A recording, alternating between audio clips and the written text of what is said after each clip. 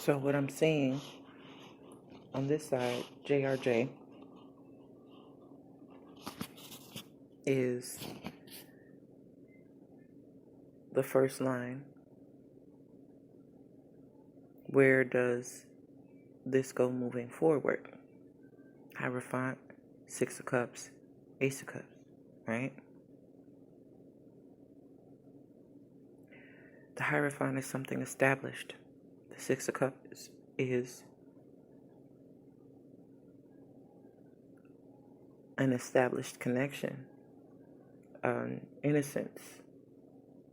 It is the past. It is harmony. It is, sneeze the truth. It is what is felt to be a pure or fondness, a good recollection of events, a person, a feeling of sorts. Nostalgia. The Hierophant is something protected, something established, something built on a belief. And though it is proposed as the Pope in religion, that is not necessarily true. The desired belief shared between two people is established regardless of religion. It is something that is recognized by two or more. And it's typically two people under one belief system, one structured foundation of what they believe in reference to what they are both doing. So that belief differs from their independent beliefs relating to other things and upbringing and this and that. This is something that is established between two people. The Hierophant is, say, the priest that marries two people or who counsels two people. Though those two people may come from different backgrounds or may be feeling differently, the mediator is the Hierophant that restores the commonality, the common belief between the two in order to resolve or bring resolution. That's the reason why the Hierophant represents institutions and represents things that need guidance. There is a certain way to do this in order to put you both back on the same page across the board based on the belief system that you two share, the foundation of what you two are building. Hence the Six of Cups. When you typically see two people in likeness, in commonality, in the same energy of enjoyment, following that is the Ace of Cups, and it shows that that is what is recognized, that is what is seen, and that is the established connection from the past of the two that ties them together. That is what the Hierophant is upholding. Line 2. Ten of Pentacles, Queen of Swords, Tower. This too speaks of something established. Ten of Pentacles is more along familial, heredity, genetics, lineage line. The Ten of Pentacles is here along with the Queen of Swords. Queen of Swords is revealing a truth to the family that shocks the system or that disrupts what was commonly mistaken prior to. This Tower is representative of a new truth, a new realization, something abrupt, jarring, taking place that disorders the present order. because there's a falseness. Or at one moment, the truth was this, and now the truth is that. When the light turns green, it's no longer red. That is the truth.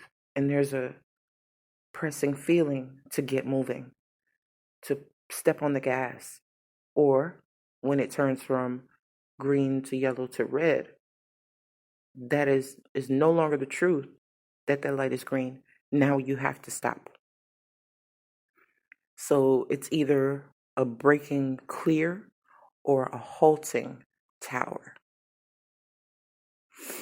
It looks to be the realization of what is true, giving way for the Ace of Cups to actually overflow. It's an overflowing energy versus a halting energy here.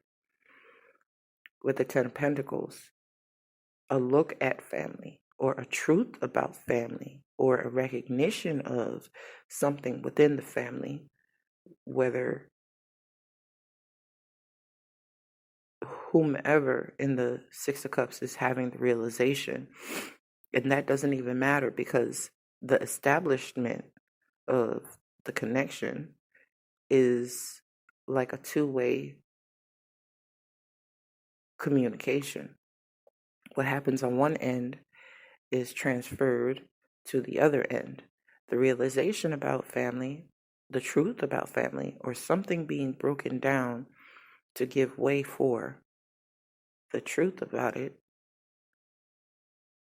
is being felt, is being recognized, is being heard, is being realized spiritually, abundantly, and much surprise. There's much surprise. The element of surprise here, it really is coming to.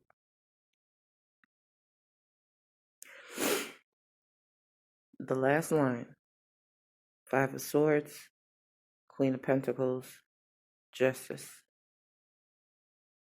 The Queen of Pentacles is underneath the Six of Cups and the Queen of Swords. This can be in reference to the Queen of Pentacles, or these can just be both feminine figures. And the Queen of Swords is in reference to one familial structure, one established way of conducting family business on either side of the Six of Cups people. The Five of Swords is underneath the Hierophant and the Ten of Pentacles, indicating to me that those two ways of being, those two establishments, one in financial, physical, tangible way, health, finances, genetics, heredity, lineage, tradition, in comparison to the Hierophant, an established and personal connection between two distinct individuals is in conflict. The Tower confirms that. And that's where the Five of Swords comes in, because it is showing that the Ten of Pentacles was utilized to omit the Hierophant, the establishment of that connection, for better or for worse. And in both regards,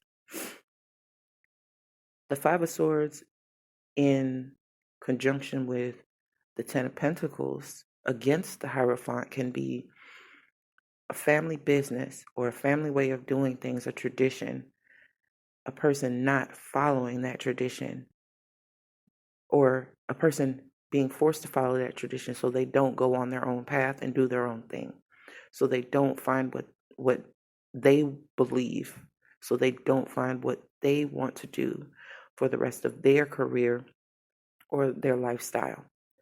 We have this tradition set in our family, follow this, and we will go at great lengths, to undermine your willingness and your ability and your determination and your ambition to do otherwise and be established elsewhere. You understand? So the Five of Swords is an energy related to the Queen of Swords that has gone and manipulated a situation in order to deter the Hierophant for one of these people in the Six of Cups to go with what their heart desires, with what is leading them spiritually. Ace of Cups is a very spiritual card, and on this particular one, you see an eye above the cup, and the moon phases are showing. So it shows that this is a natural cycle that this person must go through, when really the Queen of Swords does not want this natural occurrence to happen. So the Ten of Pentacles is presented as a deterrent from the Hierophant, who would mediate, regardless of outside influences, what's best for the two people, establishing a connection and a belief system between the two of them is doing. The Queen of Swords does not, she doesn't want that to happen. And her energy is reflected in this Five of Swords. It is her belief system that she knows what is best, and I feel that it is a matriarch. It is someone who either lost a husband or lost a romantic partner, lost the father of her children. Um, um, not going to use the words bittered and scorned or any of that. I feel that she needs healing on an emotional level. But she handles emotion with logic now, because the emotional part is too, her discernment emotionally is hindered or has been stunted. She does not have the same capability to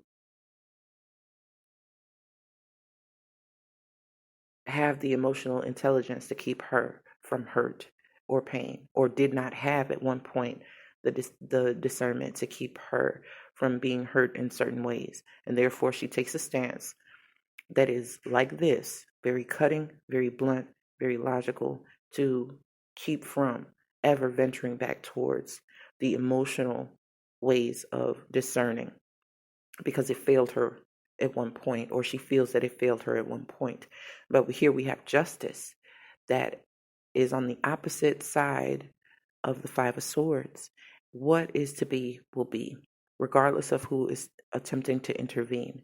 There's major arcanas here. There's an ace here. There's completion here. There's much here, and things are being catapulted into a rightness. Ace of Cups, Tower, and Justice. Love will prevail. That's what I get from this. It is a very, very drastic attempt to deter what love is, what it can do, how it can heal, how it can guide you. Going at great, great lengths and tactics to undermine that, because it did not work for them. Trying to prove it won't work for the next person either. It could be a mother figure. So, all in all, we have the outcome as Two of Cups, Ten of Cups, and the Lovers. This is a knowing. Leading with the Hierophant in the beginning of the reading and ending on Justice shows me that there is a recognition and a final knowing that I know what my happy is. I know who I love. I know who I want to establish with. And I know, without a doubt, I can see everything for what it is worth now. I can see everything as it stands. And I know the difference. And if it weren't something that I was supposed to have, the people in my life wouldn't be so adamant about me not having it. I see through them. I see their ways. They don't want me to have what I'm intending to have. And therefore, they will do whatever they can to keep me from it, because they couldn't achieve it themselves.